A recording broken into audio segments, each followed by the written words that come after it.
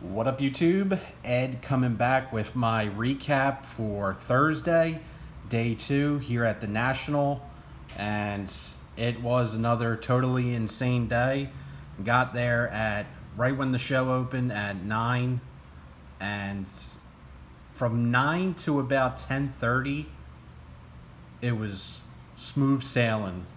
Then as soon as 11 o'clock, the afternoon came, forget about it. It was absolute pandemonium in there. A lot of wild things that I observed, and as someone who's been going to the National, this is my 9th National, it's just so much craziness just seems to be going on in the hobby. And I guess this is kind of what the hobby is now, but I saw a lot of transactions for well over $10,000. Just so much money being thrown around. A lot of dealers buying. Those buying stations are absolutely mobbed. I'll probably do a video like well after the National, just some of my final thoughts, but just the amount of money, the transactions, all the buying, all the selling, and it's just wild. I mean, it's more than 2021 when we came back from the pandemic and that first National in Chicago was just completely crazy. This is topping it, I feel like, just what I have been noticing and what I've been witnessing the last 2 days here. Also, the VIP room upstairs, that's like a secret card show.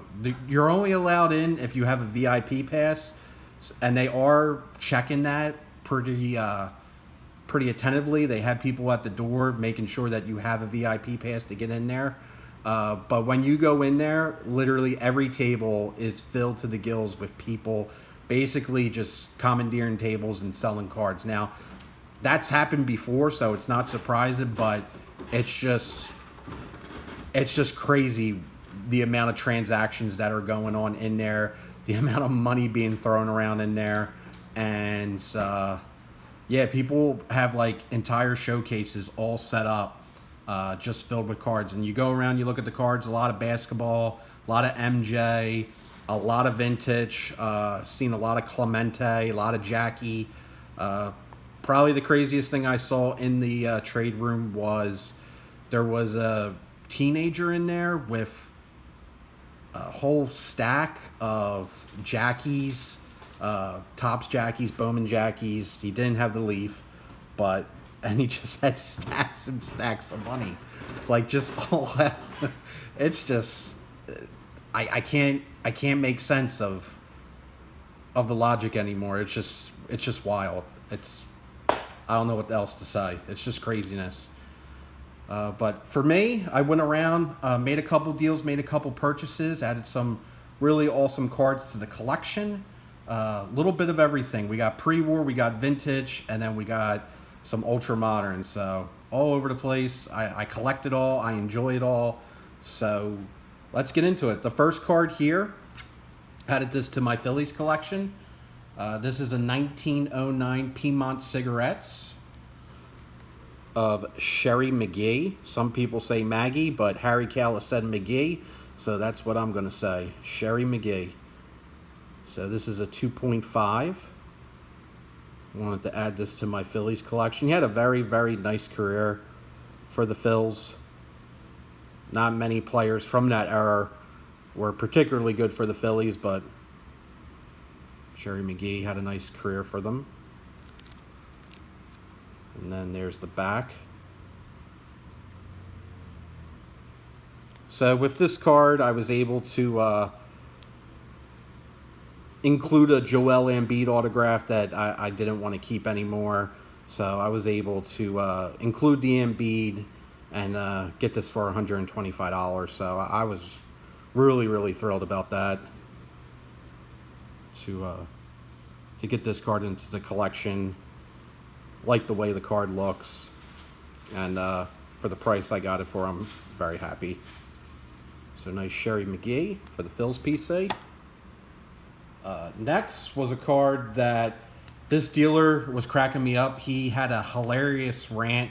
I think I called him at the wrong time, where he just came back from getting getting food, waiting in line, and he was ranting and raving about the food prices, and the how long it took to get his food. So even the dealers are struggling with the food situation and waiting in some of these long lines. But was able to get this card off of him. This is from 1951 Bowman. This is a card I've been meaning to add for years, but it's just kind of gone on the back burner. But added it now into the collection. We got the Chuck Bednarik 51 Bowman, and this is a 2.5. I mean, you wouldn't know if the grade was being blocked, because I think it presents a lot better than that. So Concrete Charlie. There's the back.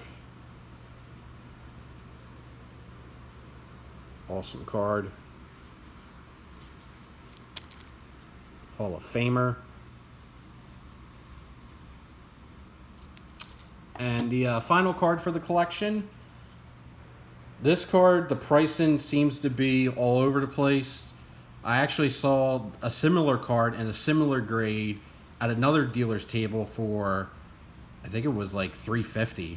And then as I was perusing another dealer's table, they had this stickered for $235. So that should kind of go to show you, like, a lot of people are going to be talking about pricing with this national, and a lot of things, in my opinion, seem to be really overpriced. But I mean, people are paying those prices, so I mean, I don't know. I just don't know. I feel like things tend to be a lot overpriced, but there are tons of dealers here. Since this is such a massive show, there's tons of dealers who are priced, in my opinion, priced to sell and have very, very, very good prices.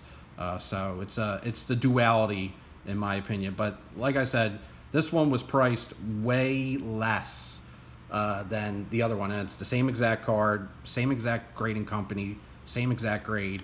But this is from 2020 Panini Prism WNBA.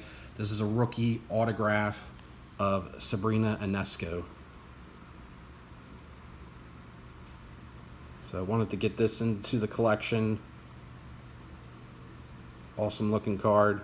2020 was, I believe, the first year that Panini did Prism for the WNBA. And that's kind of really all they got now, outside of that and golf, and I think they have tennis as well, but not many licenses left for Panini. Oh, they have the World Cup and soccer as well, but glad to add the Sabrina into the collection. So a little bit of everything here.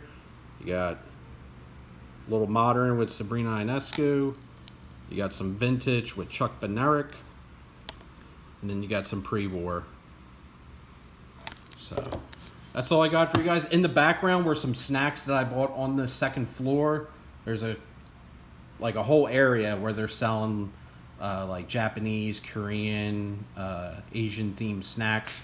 So I figure I'd try the Texas Grill barbecue flavor and then the Mexican street corn turtle chips. So we'll see how that goes. I'll give a full length review probably on the IRB. But that's all I got for you guys. Take care. Thanks. And have a great one. Peace.